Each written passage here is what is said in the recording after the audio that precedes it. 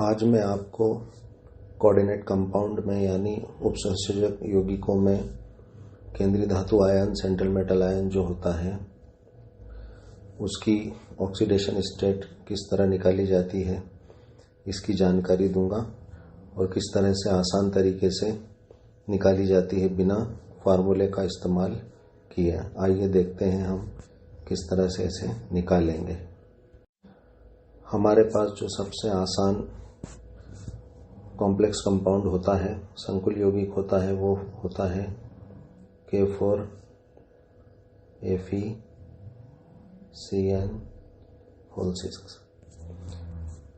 यहाँ पर हम जो है आयरन की ऑक्सीडेशन स्टेट का पता लगाएंगे। देखिए किस तरह से होगा। हम यहाँ पर देखेंगे कि यहाँ पर आयरन से लिगेंड साइनाइड जुड़ा हुआ है। अब हमें यहाँ पर साइनाइड किस तरह का लिगेंड है, इस पर क्या चार्ज होता है, ये पता होना चाहिए। पोटेशियम पर क्या चार्ज होता है ये पता करना बड़ा आसान होता है, क्योंकि हमें ये पता होगा तो भी हम आयरन की ऑक्सीडेशन स्टेट निकाल पाएंगे। तो हम जानते हैं, जैसा पूर्व में भी मैं बता चुका हूँ हमारे पहले के वीडियो में, कि कोई भी ऐसा कंपाउंड हो, मॉलिक्यूल हो जिन्हें हम आसानी से जानते हैं, आप उसे तोड़कर देख लें, ब्रेक कर देख लें, आयनित करके देख लें। जैसे कि हमारे पास हाइड्रोजन साइनाइड है, साइनाइड यहाँ पर जुड़ा होता है। आप इसे आयनित करके देख लीजिए तो यहाँ H पॉजिटिव और Cn नेगेटिव हमें प्राप्त होगा, यानी यहाँ साइनाइड के ऊपर 1 नेगेटिव होता है। इसी तरह जैसे जैसे हमारा वीडियो आगे चलेगा हम बताते जाएंगे कि किस तरह लिगेंड्स पर क्या क्या चार्ज आता है। या अगर हम यहाँ जानकारी अगर पहले भी ले लें तो यहाँ पर अगर हम देख सकते हैं कि जैसे फ्लोरीन, क्लोरीन, ब्रोमीन, आयोडीन होते हैं, तो वो जब भी जुड़ते हैं तो जैसे HCl तो H पर पॉजिटिव, Cl पे निगेटिव, तो ये निगेटिव लिगेंड। HF फ्लोरीन पे निगेटिव, हाइड्रोजन पे पॉजिटिव। इस तरह से किस लिगेंड पे क्या चार्ज होता है हमें इस मॉलिक्यूल को आयनित करने पर पता चल जाता है। तो हम यहाँ पर देखेंगे कि पोटेशियम हेक्सासाइनोफेरेट, इस पर आयरन का क्या चार्ज होगा। आइए देखते हैं।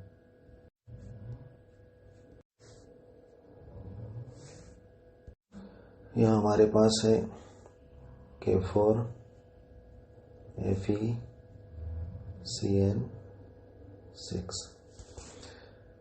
बड़ा आसान है। हम जानते हैं साइनाइड के ऊपर 1 नेगेटिव होता है। चूंकि कितने लिगेंड कितने साइनाइड अटैच है यहाँ पे, यानी इसकी कोऑर्डिनेशन नंबर कितनी है, 6 है, यानी 6 साइनाइड है, यानी इसके ऊपर 6 नेगेटिव होगा साइनाइड के ऊपर। यहाँ पर अगर हम देखें तो पोटेशियम को अगर हम इसको आयनित करेंगे तो एक पोटेशियम पर 1 पॉजिटिव होता है, तो 4 पोटेशियम है, यानी इसके ऊपर 4 पॉजिटिव होंगे। जैसा कि हम जानते हैं जब भी कोई मॉलिक्यूल बनता है, कंपाउंड बनता है, तो वो न्यूट्रल होता है, उदासीन होता है, यानी उसके ऊपर टोटल चार्ज क्या होता है, 0 होता है। यानी हमारे पास यहाँ पर भी टोटल नेगेटिव और टोटल पॉजिटिव अगर बराबर हो गए तो जो है ये 0 इसका टोटल आएगा।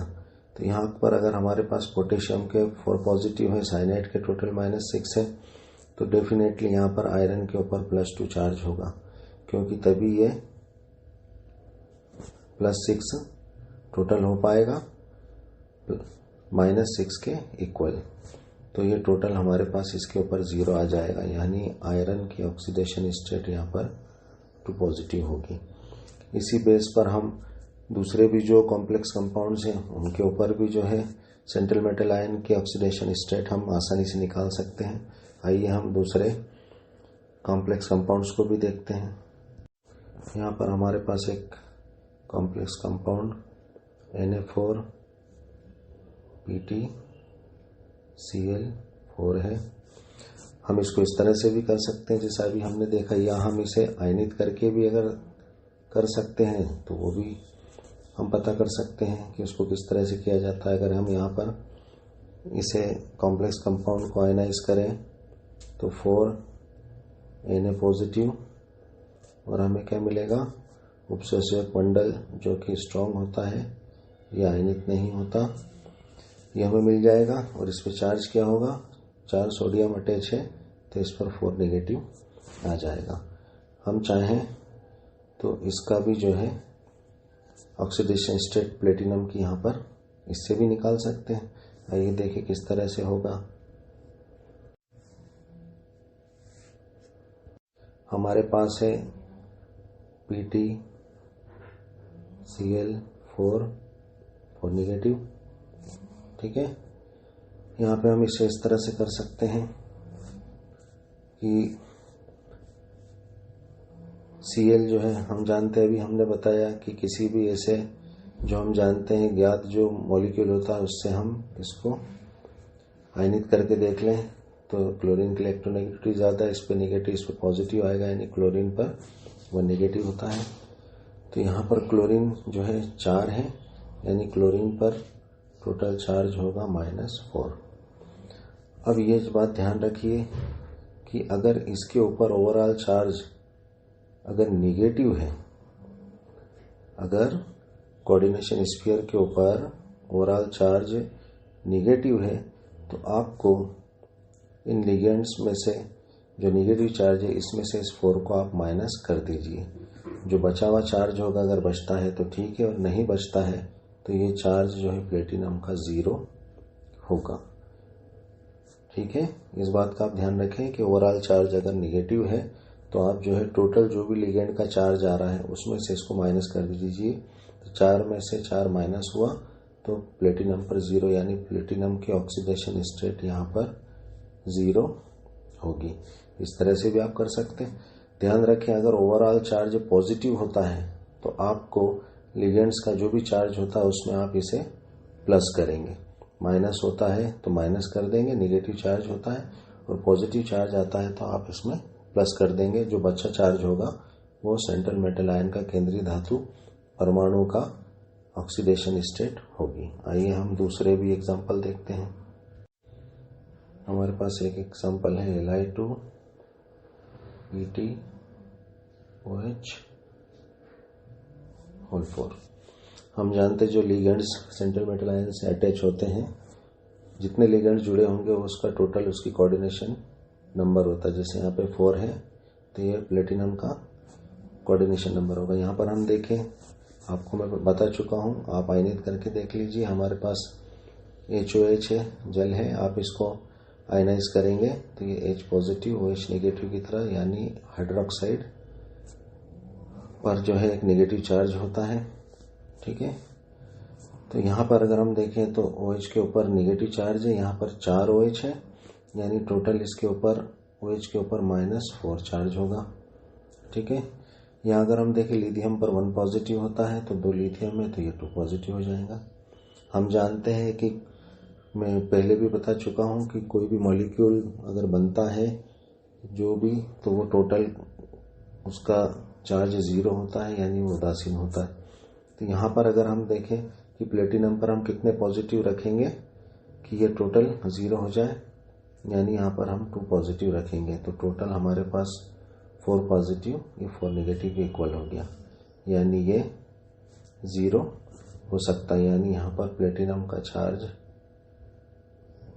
+2, यानी प्लेटिनम के ऑक्सीडेशन स्टेट +2 होगी। इसी तरह दूसरे और मॉलिक्यूल हम देखते हैं। यहाँ हमारे पास एक कंपाउंड और जो आयनाइज कंडीशन में ही है, direct cobalt central metal ion है, इससे एक उदासीन लिगेंड जुड़ा है, एक नेगेटिव लिगेंड क्लोरीन जुड़ा है और एक हाइड्रोक्साइड नेगेटिव लिगेंड ये जुड़ा हुआ है और इसके ऊपर होल्ड 2 नेगेटिव है, यानी ओवरऑल चार्ज 2 नेगेटिव, यानी ये आयनाइज्ड कंडीशन में है, यानी इसमें आगे की तरफ कुछ ना कुछ एटम जुड़ा हुआ था जो आयनित होने के बाद 2 नेगेटिव इसके सर पर इस आ गया। अब यहाँ पर अगर हम देखें, मैंने लिगेंड्स को आपको पहचानना बताया है। लिगेंड अगर इस कंडीशन में हो जैसे H2O, मैंने अभी आपको बताया कोई भी मॉलिक्यूल अगर बनता है वो आयनाइज नहीं है, आयनित नहीं है, तो उसके ऊपर ओवरऑल चार्ज 0 होगा। तो यहाँ H2O 0 होता है यानी उदासीन होता है। NH3 यहाँ पर भी अगर हम देखें तो ओवरऑल चार्ज निगेटिव होगा क्योंकि आयनित नहीं है, ये भी उदासीन होता है। उसी तरह अगर हम देखें तो कार्बोनिल, नाइट्रोसिल ये सब न्यूट्रल होते हैं। इन लिगेंड्स का आप ध्यान रखें। कार्बोनिल, नाइट्रोसिल, अमीन और एक्वो, ठीक है, ये न्यूट्रल लिगेंड्स होते हैं। तो इस बेसिस पे अगर हम यहाँ पर देखेंगे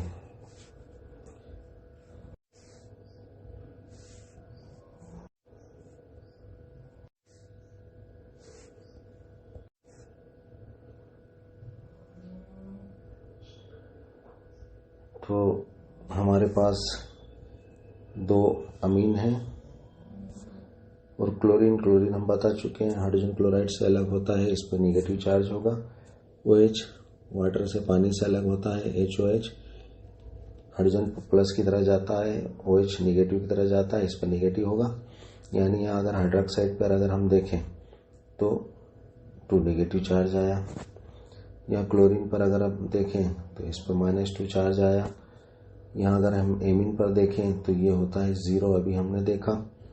यानी टोटल हमारे पास चार्ज क्लोरीन और हाइड्रोक्साइड का आया -4।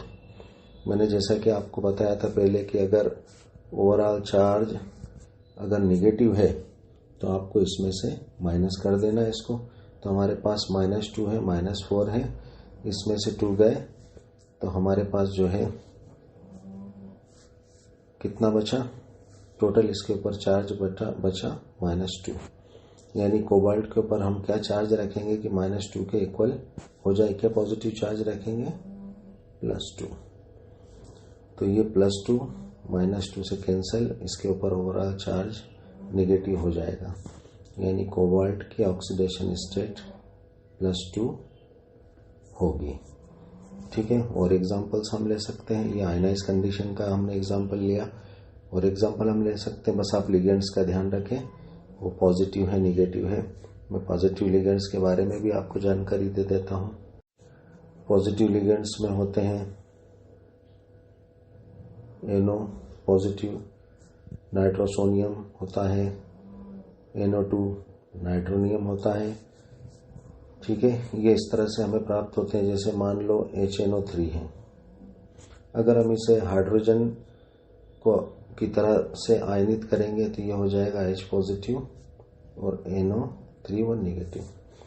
ये नाइट्रेट होता है। उसी तरह अगर हम जब नाइट्रस एसिड से इसको अलग करेंगे, हमने नाइट्रिक एसिड से करा, नाइट्रस एसिड से अगर हम इसे आयनाइज करेंगे तो ये हो जाएगा NO2 नेगेटिव।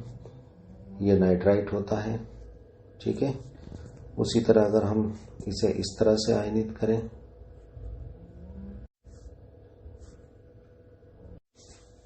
अगर हमारे पास HNO3 है और इस नाइट्रिक एसिड को अगर हम HONO की तरह अगर आयनित करेंगे तो हमें ये नाइट्रोनियम आयन मिल जाएगा। और नाइट्रस एसिड को अगर हम